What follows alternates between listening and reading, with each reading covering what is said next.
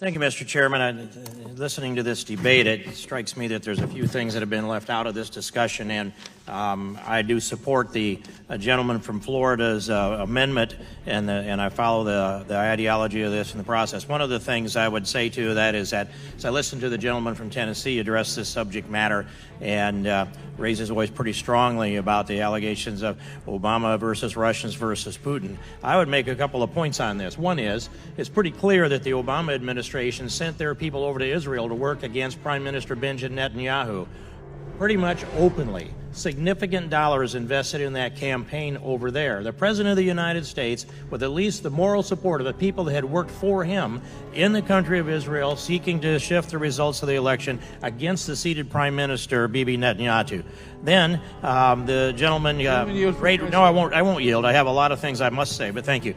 Then the gentleman did object to U.S. tax dollars being used.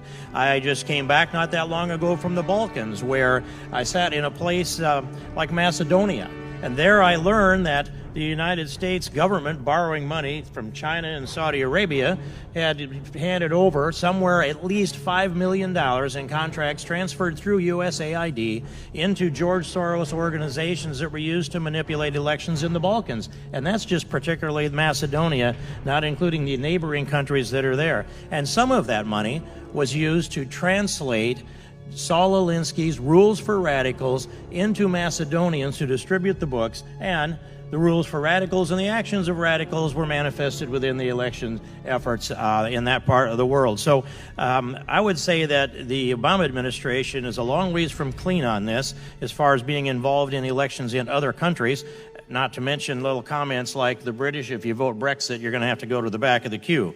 So that's the taxpayer dollars piece of this. But the long string that we should be looking at with this investigation and special counsel that is our request here, it goes a long ways back. It goes clear back to Huma Abedin, Anthony Weiner, 650,000 emails, which we still have access to. And the question that was answered to us by James Comey, which is, there was nothing to see there. We did a fast software search of 650,000 emails, and in the case of Huma Abedin and Anthony Weiner sharing laptop and sharing emails, there was nothing new in 650,000 emails. And what we've done in this Congress so far is just taken his word for that. Now, it seemed fairly logical to take his word at the time until you examine the investigation that he conducted of Hillary Clinton. Oh, by the way, it was a matter.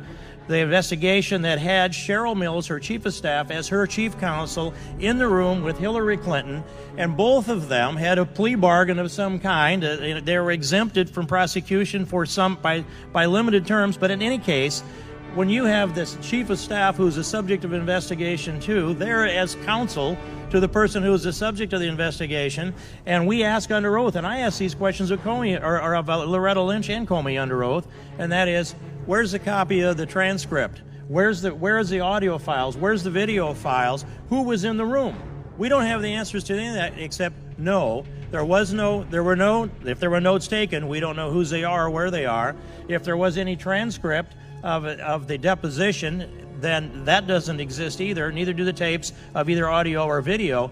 This is what looks like on its face is a sham investigation.